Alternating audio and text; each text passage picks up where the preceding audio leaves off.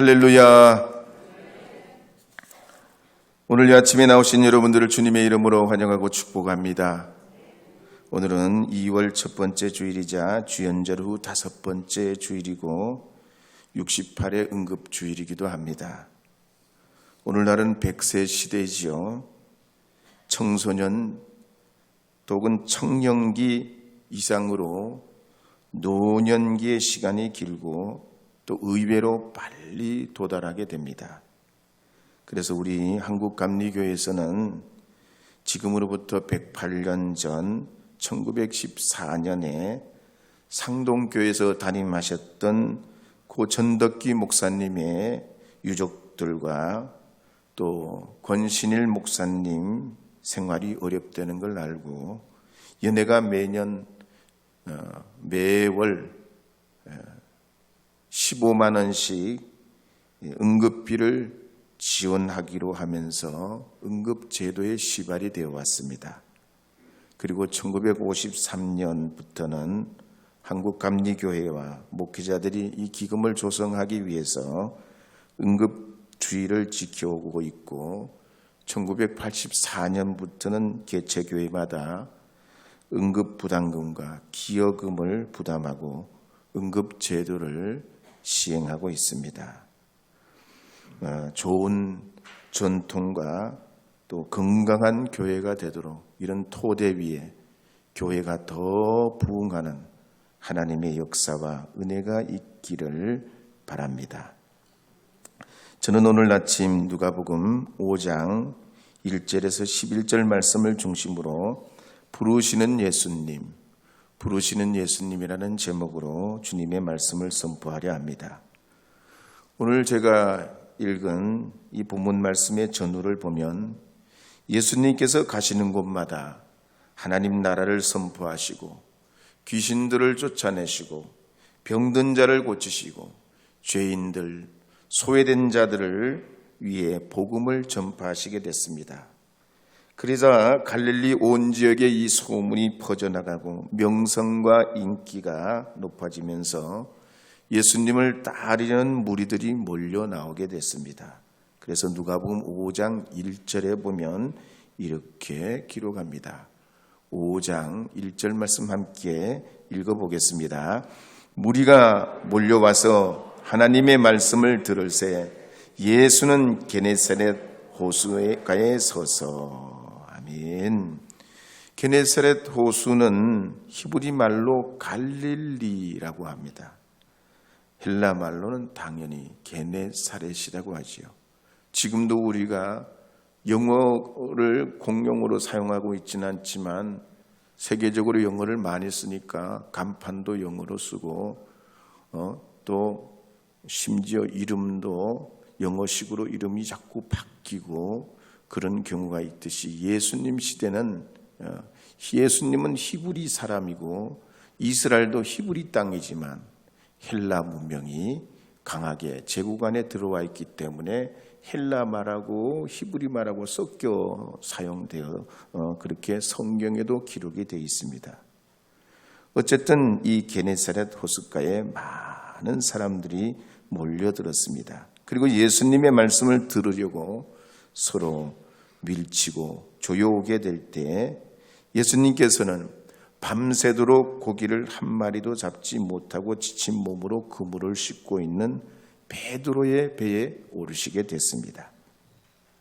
그러자 이 베드로는 아무런 불평도 항의도 하지 않고 게다가 예수님께서 배를 육지에서 조금 떼게 해달라고 요청하셨을 때도 그대로 순종을 합니다. 미국에서 4번째로 큰 유통회사고 세계에서 9번째로 큰 코스트코의 공동 창업자고 CEO로 역임한 시네갈이라는 사람은 특별한 데가 있었습니다. 이분은 사장이 됐지만 코스트코의 사장이 됐지만 사장으로서의 특권을 보이지 않았던 사람입니다. 평범한 사무실에 손님들을 마중 나갈 때는 직접 나가고 전화도 자기가 직접 받아서 응대를 했습니다.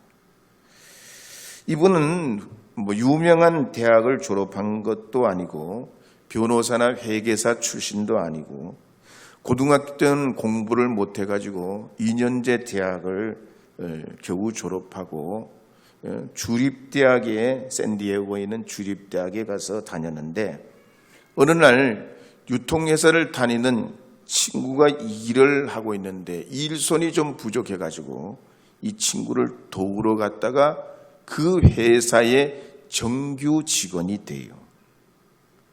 그러니까 이 사람의 여러분 가지고 있는 이 감성과 인성이 어떤 사람인지 우리가 대략 짐작이 갑니다. 결국 그 회사의 정직원이 돼가지고 좋은 멘토를 만나서 승진을 하고 나중에는 부사장도 되고 코스트코 CEO 사장도 됩니다. 제가 아는 청년도 카페에서 말이죠.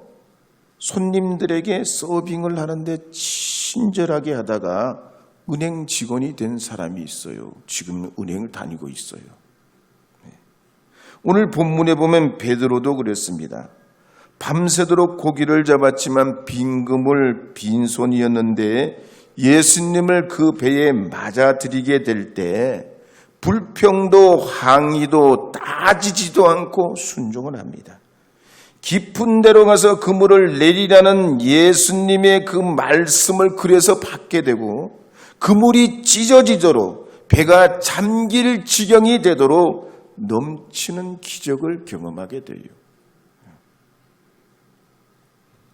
마가복음 5장 41절 이하에도 보면 회당장 야이로가 12살 된 딸이 이미 죽었지만 예수님을 자기 집에 맞아들입니다. 도중에 종이 와서 그러잖아요. 딸이 이미 죽었다고. 선생님을 모셔갈 필요가 없다고. 그런데 어떡합니까? 이 야이로가 자기 딸이 이미 죽었다는 소식을 접하지만 예수님을 자기 집으로 모셔드립니다. 그럴 때 예수님께서 그 죽은 아이의 손을 잡고 달리다고 마실 때 아이가 일어나서 회복되고 음식도 먹게 됩니다. 뿐만 아니라 누가복음 19장에도 보면 여리고에 살던 세리장 삭개오도 키가 작아가지고 무리들 앞에 나갈 수 없었지만 그럼에도 불구하고 돌무화과 나무 위에 올라가 예수님을 뵙기를 간절히 소원할 때 삭개오야 속히 내려오너라. 내가 오늘 내 집에 유하여야겠다. 그때 이 삭개오가 급히 내려가서 어떡합니까? 즐거워하며 예수님을 자기 집으로 모셔드립니다. 그래서 누가복음 19장 9절에 보면 예수님께서 이렇게 말씀하시는 내용이 나옵니다. 누가복음 19장 9절 말씀 읽어보겠습니다. 예수께서 이르시되 오늘 구원이 이 집에 이르렀으니 이 사람도 아브라함의 자손이미로다. 오늘 구원이 이 집에 이르렀다는 거예요. 예수님이 그 집에 모셔드려질 때 그곳에 구원의 역사가 일어나더라는 겁니다. 오늘 우리도 그렇습니다. 베드로처럼 안 되고 못 되고 실적이 없고 빈 그물에 빈 배일지라도 예수님을 내 안에, 내 인생에, 우리 가정에, 일터에, 직장에, 지역과 나라와 민족 안에 모셔드리면 기적을 경험하고 복을 받게 되는 줄 믿으시기 바랍니다. 그래서 비록 우리가 건강하든지 건강치 못하든지 내 일이 잘 나가든지 잘 못 나가든지 성공하든지 실패하든지 주님을 내 삶과 나의 꿈과 내 인생의 목표와 내 인생의 한가운데로 주님을 모셔드려야 할 줄 믿습니다. 그러면 여러분의 빈 곳을 채워주십니다. 빈 곳을 채워주시는 줄 믿으시기 바랍니다. 채워주시되 감당할 수 없게 하여 주시는 줄 믿으시기를 주의 이름으로 축복합니다. 내 진정 사모하는 찬송가 88장 1절과 3절 불러보겠습니다. 1절과 3절. 내 진정.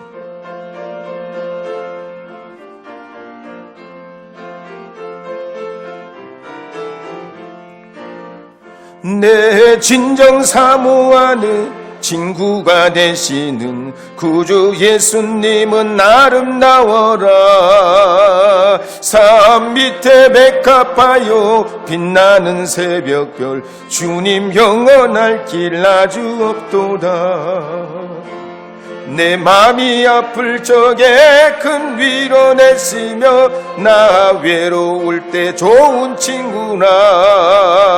주는 저 산 밑에 백합 빛나는 새벽별 이 땅 위에 비길 곳이 없도다. 내 맘을 다하여서 주님을 따르면 길이 나를 사랑하리니. 물불이 두렵지 않고 장검도 겁없네. 주는 높은 산성 내 방패시라. 내 영혼 먹이시는 그 은혜 누리고 나 친히 주를 뵙기 원하네. 주는 저 산 밑에 빛나는 새벽별 이 땅 위에 비길 곳이 없도다. 아멘. 영국의 플로렌스 나이팅게일은 이탈리아의 부유한 가정에서 자랐습니다. 부모님은 이 딸의 미래를 위해서 결혼을 권유합니다. 그렇지만 이 나이팅게일이 말이죠, 나이가 31살인데도 인생의 허무에 젖어가지고 결혼을 하는 걸 거부하고 자기 일기에다가 뭐라고 적는 거 아니, 나는 살아갈 의욕이 없다, 나는 죽을 수밖에 없다는 이런 허무적인 글을 썼습니다.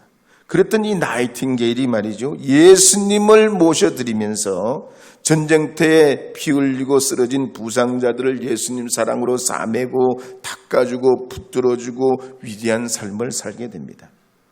오늘 이 본문의 베드로도 그랬습니다. 일행들과 함께 밤새도록 고기를 잡았지만 빈금을 빈손이었습니다. 그러나 예수님께서 이 시몬의 배에 오르시고 배를 바다 쪽으로 조금 뛰기를 청하실 때 주님의 말씀대로 배를 띄워드리면서 예수님을 배 안으로 모셔드리자 예수님께서는 무리들에게 말씀을 선포하시고 베드로에게 깊은 데로 가서 그물을 내리라 하십니다. 그래서 누가복음 5장 5절에 보면 이 베드로가 주님의 그 말씀에 이렇게 대답하는 내용이 나옵니다. 누가복음 5장 5절 말씀 함께 읽어보겠습니다. 시몬이 대답하여 이르되 선생님, 무리들이 밤이 새도록 수고하였으되 잡은 것이 없지만은 말씀에 의지하여 내가 그물을 내리리다 하고. 아멘. 선생님, 우리들이 밤이 새도록 수고하였으되 그럽니다. 신약 성경에 보면 선생이라는 말이 대략 5 종류의 말이 나옵니다. 첫째 번째는 디다스 칼로스라는 말이에요. 일반적인 선생님, 스승님 이렇게 번역이 됩니다. 두 번째는 퀴리오스라는 말이에요. 주님이라는 말이죠. 나의 모든 걸 가지고 계신 주님이란. 그래서 예수님을 부를 때 퀴리오스라는 말을 사용하는 내용이 곳곳에 나옵니다.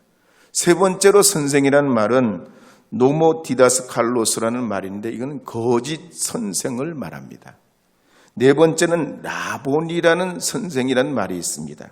막달라 마리아가 예수님 부활하셨을 때 무덤에 갔다가 예수님이 이 마리아를 부를 때 너무나 익숙한 예수님의 음성을 듣고 고개를 돌리면서 라보니 합니다. 선생님, 주여라는 뜻입니다. 그리고 5번째로 선생이라는 말은 에피스타테스라는 말인데 이건 나의 주인, 나의 리더라는 이런 뜻이에요. 오늘 이 본문 말씀에 베드로가 예수님을 선생님이라고 지칭한 말은 마지막 5번째 에피스타테스라는 말이에요. 이 말은 어부들 세계에서 보면 어떤 뜻이 되는 거 아니? 선장님이라는 뜻이 됩니다. 내 모든 결정권을 가진 나의 선장이라는 뜻이에요. 참고로 우리나라 상법에 보면요, 선장이 가지는 권한을 명시하고 있습니다. 그 중에 보면 이런 내용이 나와요. 선장은 항해를 지휘하는 항해권이 있어요. 어디로 가자? 선장이 일로 가자면 일로 가고 절로 가자면 절로 가고, 암초가 있어도 선장이 가자면 가야 돼요. 그 권한이 있어요. 두 번째는 선장은 한 배에 딱 한 명만 있어야 돼요. 아무리 경력이 많고 뭐 아무리 어쨌든 저쨌든 이번 항해는 선장이 그 배 안에 5명, 6명 있었어도 이번 항해 책임자 선장은 딱 한 사람밖에 없는 거예요. 왜 그러냐? 선장이 2명, 3명 되면 배가 어디로 가요? 산으로 가기 때문입니다. 그래서 베드로도 예수님께서 깊은 데로 가서 그물을 내리라 하실 때 자신은 이미 빈배로 돌아온 실패한 선장이기 때문에 예수님을 내 삶의 새로운 선장으로 아피스테타스 선장님, 선생님 부르면서 자기의 인생 결정권을 예수님에게 완전히 넘겨버려요. 예수님은 나의 항해자십니다. 내 모든 권한을 주님께 맡깁니다. 이제부터 이 배의 선장은 제가 아니고 예수님이십니다. 제가 아니라 예수님이라니까요. 예수님이 나의 리더입니다. 그러면서 어떻게 합니까? 5장 5절에 계속 보면 우리들이 밤이 새도록 수고하였으되 잡은 것이 없지만은 말씀에 의지하여 내가 그물을 내리리이다. 예수님의 말씀에 자기 인생 향방을 맡겨버린다는 거지요. 주님의 말씀을 이제 자기는 선원이고 예수님이 선장이 되셨다는 건 예수님의 말씀을 그저 좋은 얘기로 참고의 말씀으로 듣는다는 것이 아니라 그 말씀대로 이제는 내가 그대로 행하겠다는 거예요. 주님이 말씀하신 대로 내가 그대로 살아내겠다는 거예요. 예수님이 말씀하신 그대로 내가 이제 해보겠다는 거예요. 그래서 이 예수님의 말씀대로 행한다는 말은 사실 헬라어로 보면 레마라는 말인데요. 이 말은요, 문자의 말이 아니에요. 이 말은 살아있는 그대로 힘이 되고 능력이 되고 영이 되고 생명이 되는 말이라는 사실을 성경 곳곳에 말씀하고 있습니다. 그래서 누가복음 1장 37절 말씀에도 보면 천사가 이 말을 하는 내용이 나와요. 누가복음 1장 37절 읽어보겠습니다. 대저 하나님의 모든 말씀은 능하지 못하심이 없느니라. 아멘. 베드로가 예수님의 말씀을 받아들이는 건 능치 못함이 없는 주님의 말씀으로 받는 겁니다. 나의 인생의 선장으로 여기며 주님을 이제 내 선장, 내 인생의 항해자로 받아들인 베드로는 주님의 그 말씀이 어떤 연유에서든지 이루어질 줄로 믿는 그 믿음으로 그 말씀을 따라가려고 그래요. 그래서 요한복음 6장 63절 하반절에 보면 이런 말씀이 나옵니다. 함께 읽어보도록 하겠습니다. 살리는 것은 영이니 육은 무익하니라. 내가 너희에게 이른 말은 영이요 생명이라. 주님의 말씀을 허공을 치는 소리가 아니라는 거예요. 영이요 생명이라는 거예요. 그대로 살면 사는 길이라는 거예요. 그러므로 베드로는 예수님의 이 말씀이 곧 내 생명이 되고 길이 되고 능력이 되고 기적이 되고 사건이 될 줄 믿고 내 인생의 방향 전환을 위해서 5장 6절 말씀, 누가복음 5장 6절 말씀에 보면 어떻게 합니까? 5장 6절에 보면 이렇게 기록해요. 함께 읽어보겠습니다. 그렇게 하니 고기를 잡은 것이 심히 많아 그물이 찢어지는지라.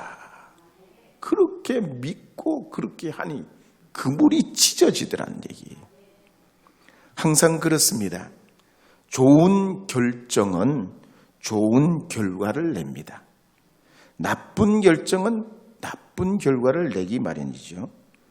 베드로가 자기 배의 선장이신 예수님, 자기가 그 배의 선장이었을 때는 빈손으로 돌아왔지만 이제 예수님을 선장으로 삼으니까 똑같은 배에 똑같은 그물로, 그리고 얕은 데도 아니고 깊은 곳에 그물을 내렸어도 기적을 경험하게 되더란 얘기예요.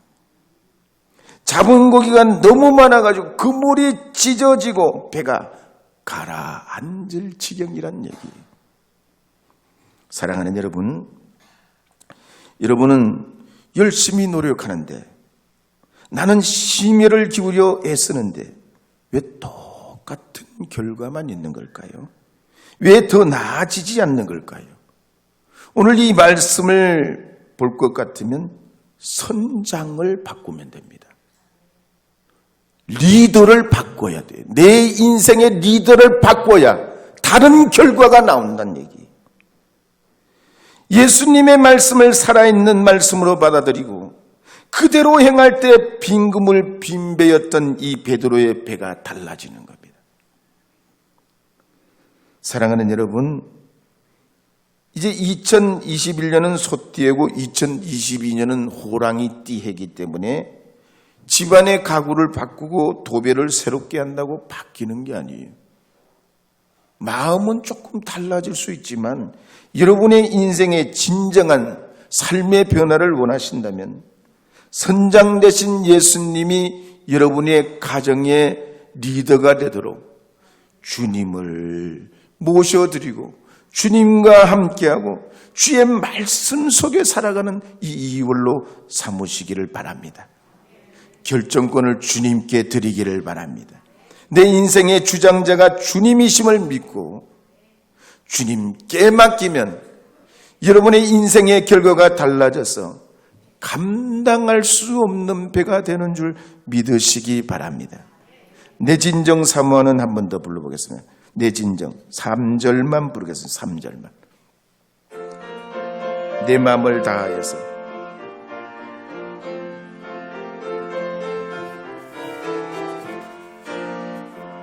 내 마음을 다하여서 주님을 따르면 길이 길이 나를 사랑하리니 물불이 닿지 않고 잠금도 겁없네 주는 높은 산성 내 방패시라 내 영혼 먹이시 그 은혜 누리고 나 친히 주를 뵙기 원하네 주는 저 산 밑에 메카 빛나는 새벽별 이 땅 위에 미길 것이 없도다. 아멘. 어부들의 상식으로 보면 예수님의 말씀이 전혀 앞뒤가 맞지 않지요. 당시의 갈릴리 어부들은 대체로 낮에 고기를 잡지 않고 밤에 고기를 잡습니다. 만약에 어부들이 낮에 깊은 곳에 그물을 내리려면 그물 도구가 좋아야 돼요. 근데 고고학자들이 베드로 시대에 사용한 그물을 고증한 걸 보면 폭이 짧아요. 길이는 깁니다. 이 폭이 짧은 그물을 가지고 깊은 물에 내리면 낮에 말이죠. 아무리 고기가 바보래도 저 위에서 그물이 내려오면 내려오기 전에 다 도망가 버립니다. 그러니까 어부들이 어떻게 잡냐. 밤중에 고기들이 물가로 나오면 짧은 그물인 그 도구 가지고 말이죠. 예? 양쪽에서 배가 이렇게 몰아가지고 고기를 잡아내는 겁니다. 그런데 말이죠. 예수님의 말씀, 이 상식이 맞지 않는 말씀이지만 선장 이 베드로는 새로운 선장이신 주님의 말씀에 의지해서 깊은 곳에 그물을 내릴 때 한 번도 경험하지 못한, 한 번도 보지 못한 놀라운 경험을 합니다. 얼마나 그것이 놀라운 경험이었는지 주님 앞에 주눅이 들고 온몸이 굳어지고 압도되고 두려움에 빠집니다. 그래서 누가복음 5장 8절에 보면 이렇게 기록하는 내용이 나옵니다. 함께 읽어보겠습니다. 시몬 베드로가 이를 보고 예수님의 무릎 아래 엎드려 이르되 주여 나를 떠나소서 나는 죄인이로소이다 하니. 아멘.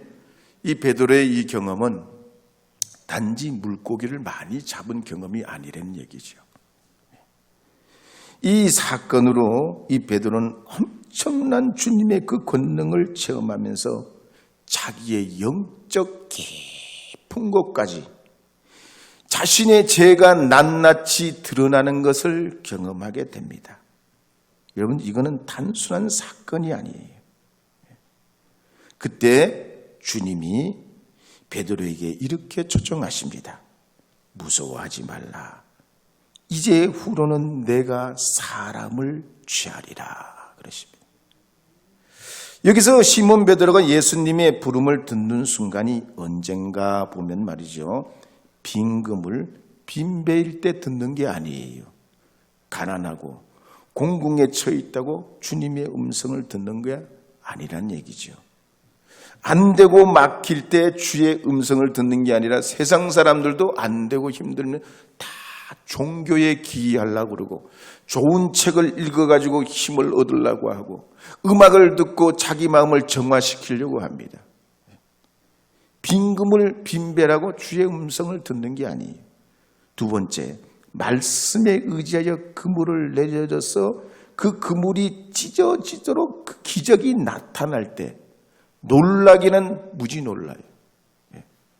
그때 주님께서 그 놀라는 순간 그에게 도전하신 게 아니죠.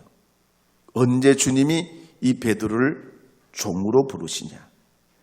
주님의 말씀을 듣고 실행하면서 자기가 죄인임을 깨달을 때 부르셔요.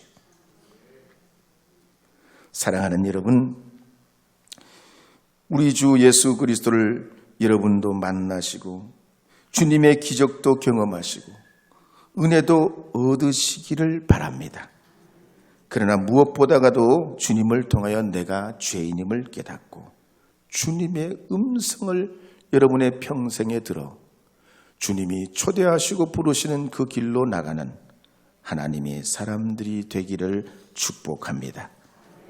주님의 그 은혜가 여러분의 삶을 새로운 선장이신 예수님 통해서 인생의 변화가 이제 베드로에게 시작된 그런 베드로의 인생의 목표가 달라진 이제 첫 출발을 우리가 오늘 이 말씀을 통해서 읽었는데 우리에게도 또 이 한 해의 2월의 첫 주에도 하나님께서 여러분을 이끄시고 인도하시는 거룩한 경험이 생활 속에, 삶 속에, 가정 속에 있기를 축복합니다.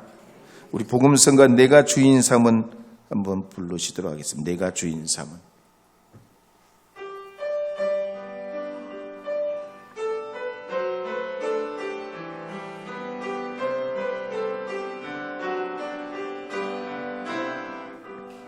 내가 주인 삼은 모든 건 내려놓고 내 주 대신 주 앞에 나가 내가 사랑했던 모든 건 내려놓고 주님만 사랑해.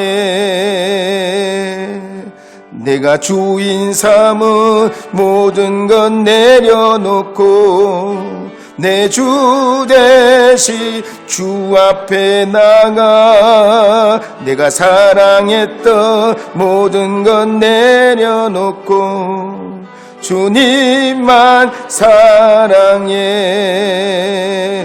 주 사랑 거친 풍랑에도 깊은 바다처럼 나를 잠잠케 해. 주 사랑 내 영혼의 만석 그 사랑 위에 서리. 주 사랑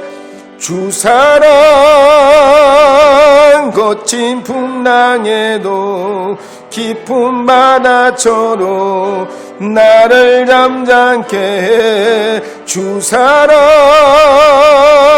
내 영혼의 만석 그 사랑 위에 서리. 주님, 저희들에게 이 거룩한 주일을 허락하셨는데 우리의 인생이 고단하고 피곤한 나날이 지속될 때 하나님, 내 삶의 진정한 리더 되신 주님이 우리를 이끌어 인도해 주시기를 원하는 저희들 되게 하여 주시옵소서. 주님의 거룩한 음성을 듣는 저희들 되게 하시어 우리의 삶의 새로운 전기와 시작이 일어나게 하여 주시오며 주의 크고 놀란 계획들이 저희들을 통해 이루어 성취되게 하시며 우리 금암제일교회를 통해 하나님 역사하시고 나타내시는 이 시대의 믿음에 하나님의 크고 놀라우신 역사를 이루어내는 우리 항해자들이 되게 하여 주시옵소서. 예수님의 이름으로 기도합니다. 아멘.